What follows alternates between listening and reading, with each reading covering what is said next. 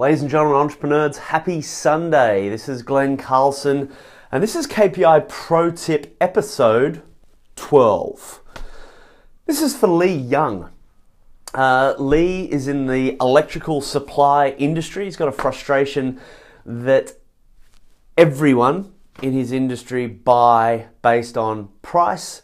Really, they don't care about any of the other bells and whistles. They just want the cheapest possible option. And he's wondering, how does he position himself as a premium supplier? How does he get them to pay more to be able to work with him? To be able to. Now, I'm assuming, Lee, that you provide a better service, right? So, what we're trying to avoid by becoming key people of influence is to decommoditize ourselves, right? So, table salt is a commodity. If Woolworths tried to charge 3 times more than Coles, or if Waitrose tried to charge 3 times more than whatever another one of the UK supermarkets is,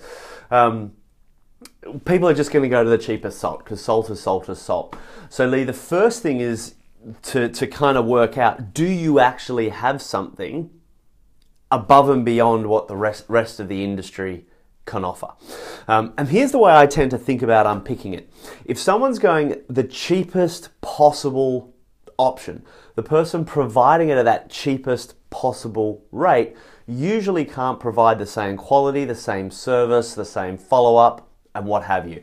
So while the front end buy may be cheaper, the back end impact is often more expensive to the buyer, but the buyer doesn't realize that. So they're kind of being seduced by the low price. They're getting in there and they're getting sucker punched because they don't know. They don't know the ramifications that are going to impact them because they've chosen that cheap option. Usually it's a lose-lose scenario because the supplier isn't able to make enough money out of the really low price that they're getting, so their business suffers, and the purchaser buying the really low price suffers because they're not getting a quality product, but they don't know this. And so this is where insights are the key. I really fundamentally believe, well, everyone listening to this, you're good at what you do already. You solve problems for the market. You got that bit. What you've got to see yourself in the business of is insights. You've got to see yourself in the business in turning on the light bulb in people's minds. So what that looks like for you, I think, Lee, is assuming that you do have something better than the rest of the market, you've got to go and quantify the costs of the mistakes that the purchaser is going to incur as a result of taking the lowest option. You got to do that math. You got to work that out, and you got to put that into documents. You got to put that into packages. You got to put that into YouTube. You got to put that into slides. You got to put that into audios. You got to put that into any format that you could possibly get that in the face of buyers, because it sounds like what's happening is your customers or prospects are coming to you in the looking zone. So they're looking and they're getting quotes.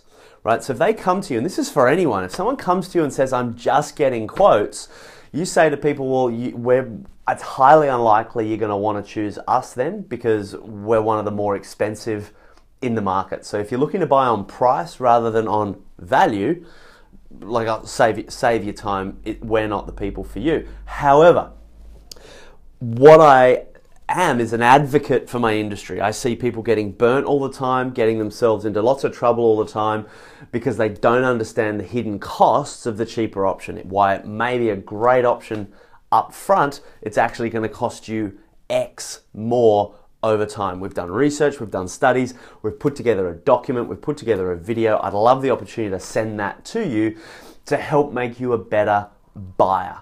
If you're definitely going to go the budget option, it's going to really make sure that you're protecting yourself as best as you possibly can. And it'll give you a checklist to be able to, make sure that you're really thinking, you're really doing your due diligence to make sure you get the best supplier.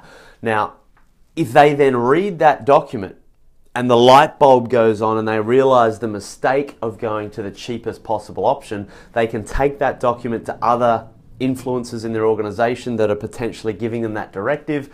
They can use that to be able to say, hey, this is why I actually think we should be going for the more expensive option here with Lee.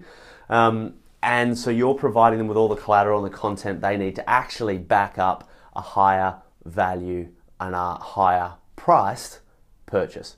If you can't quantify the value, if you're selling a commodity, you can't just wrap a premium pricing bubble around it in the kind of industry that you're talking about, because it's not personality driven. Business coaching, however, if a business coach is a business coach or a personal trainer is a personal trainer, definitely being able to wrap a brand and a philosophy around you, and people will say, well, I want to pay more to work with you because I like you. That can totally work. But there are some industries where that's not going to fly and you've got to get more quant to back it up. Ladies and gentlemen, pro tip number 12. Hope you liked it. Please ask some questions. I love your questions. It's like oxygen for my brain. And have a good weekend.